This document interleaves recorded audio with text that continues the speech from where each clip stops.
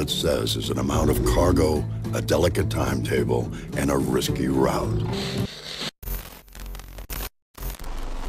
Hello everyone, welcome to another episode of Pirate Show and a Pirate Show and a Pirate Show and a Pirate Show and a Pirate Show.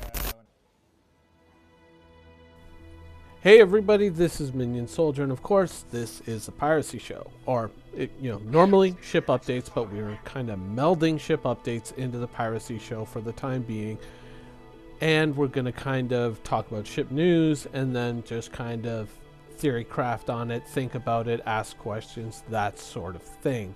And that's what we're going to do with the Friday show moving forward. But let's get started, because we do have some interesting pieces of news.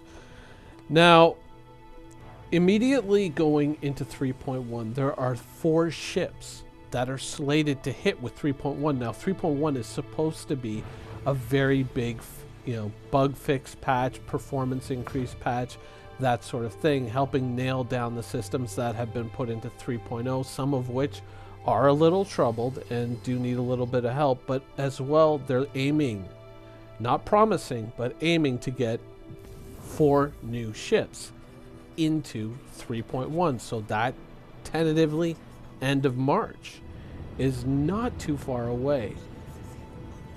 Well, one of the ships, in fact, isn't a ship itself. It is the Tumbrill Cyclone.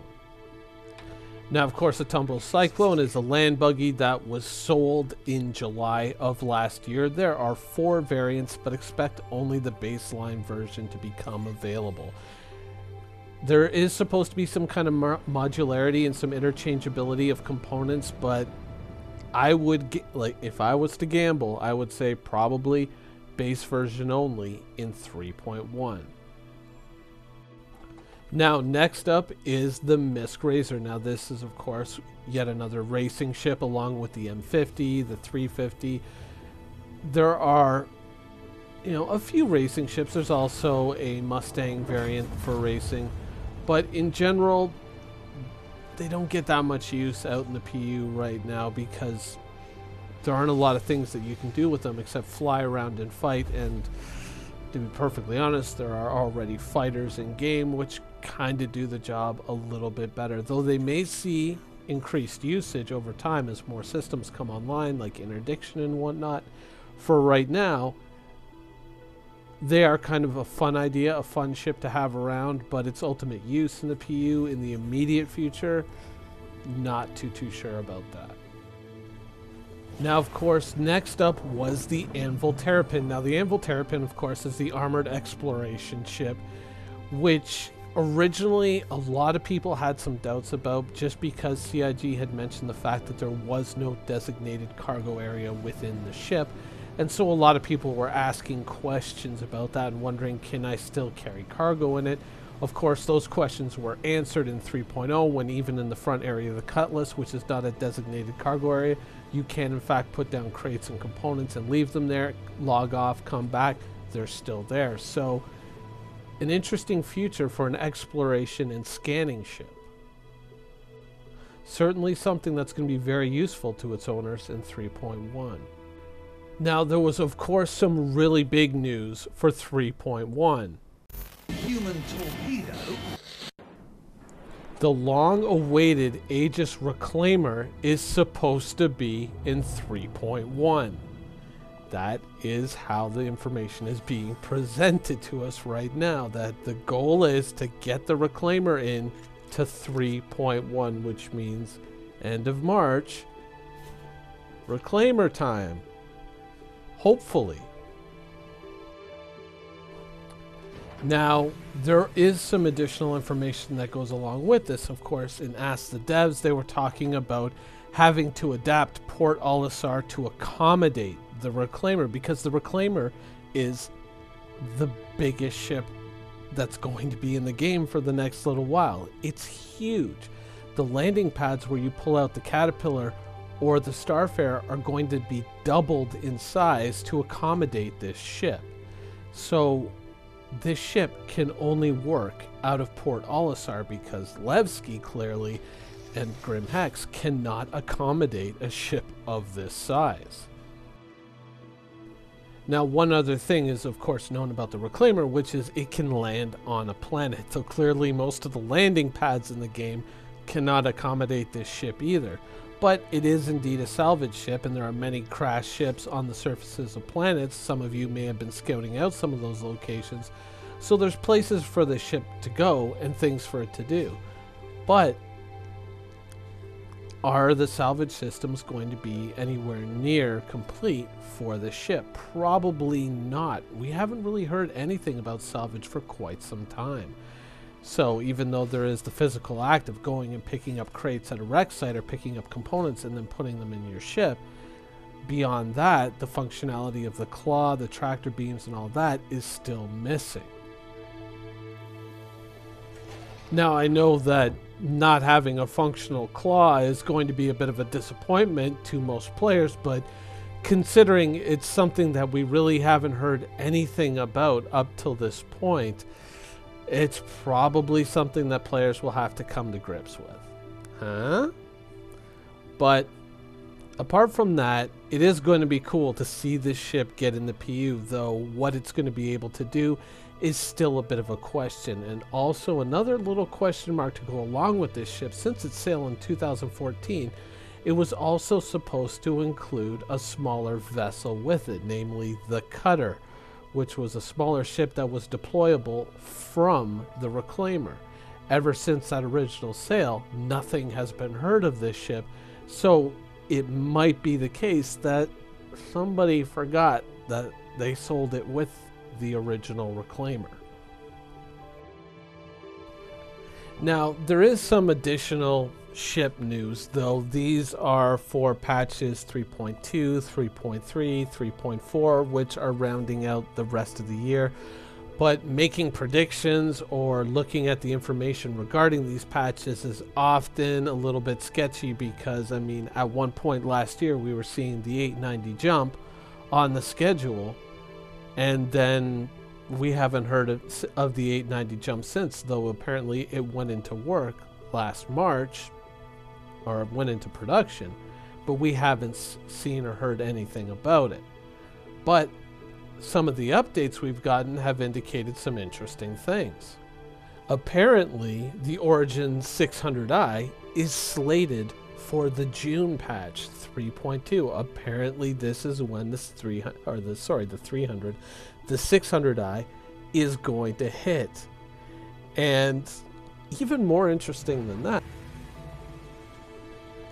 the Hammerhead is tentatively scheduled for 3.3, the September patch. Now, you remember that when we talked about this last, I said that is the earliest possible date that you could hope to get this ship, and I would guess that it would probably be end of the year at the earliest. Well, apparently they're aiming for 3.3, though as many of us know, the further things go along, the more the schedule begins to waver and fall apart and different things take priority. So that's what they're aiming for. Fingers crossed that they'll actually hit it. Now, of course, quite a few of you have asked if I am a Hammerhead owner as well. And truthfully, the answer to that is, it can shackle us to the ordinary, when in our souls we long to strike out, strike out, strike out. Now, with that out of the way, you know, there's a lot of stuff in this kind of roadmap for 2018. There's a lot of cool stuff. There are some notable absentees as well. The Polaris, the 890 jump, clearly. The Cutlass Red and the Cutlass Blue, also notably absent. Does this mean that they're not going to happen at all? Probably not. There may be one or two surprises that CIG is working on in the background. We don't really have all that information yet, and you know, they do tend to keep a few things hidden away to surprise us with later. Though we do know that they aren't going to Gamescom this year. Instead of working and putting all this time into demos for these shows, they're working more on the game and delivering the game, which I'm sure is news that a lot of people are going to take very, very well, because as we all know, as it comes up to demo time, you get that sense that more effort is being spent on the demos than on the game itself. And we've seen a lot of demos, right? And we would rather see the game move forward. Now, of course, with most of the ships I've mentioned, they all come with kind of jobs or functions. Of course, the Terrapin, a scanning and exploration ship, the Reclaimer, a salvage ship. You get the idea. There's a lot of function built into these ships. I mean, the Prospector itself, which is in-game, is a mining ship, but yet there's no mining. That's not to say that any of these systems can't come online this year. It's just that they haven't really put down a concrete date, said we want to get mining out for this day, we want to get this out for that day. It may take them a while to develop these systems, and they may just be concentrating right now on getting some of these ships out the door and into the hands of the users, with the promise of functionality coming later. In the end, though, one of the most important features that CIG has got to work on is on the stability and reliability of the core game client. Now, of course, Star Citizen is a game which can involve player death and asset loss, and so losing to a glitch or some kind of problem in the system isn't really something that any player is going to find acceptable, and could create a client support nightmare for CIG, with all the tickets being filed for reimbursement for goods, ships, or whatever lost because of an in-game bug. Now, most of the things that you can lose now in the current state of the PTU don't really count. Let's say you were to get your Reclaimer tomorrow, you crash into the station, it blows up. It doesn't matter. You go and you spawn another once the countdown has gone by, of course. So there aren't really that many problems right now, but it's time to hit the ground running on that, because in the future that is going to be one of the biggest headaches for this game, which is creating a stable environment for users to play. Now, many people might think that that's kind of a pedestrian goal, but truthfully, even some long-standing MMOs still have stability issues to this day. Anyways, that's the show for today. I hope you guys enjoyed it, and thanks for watching.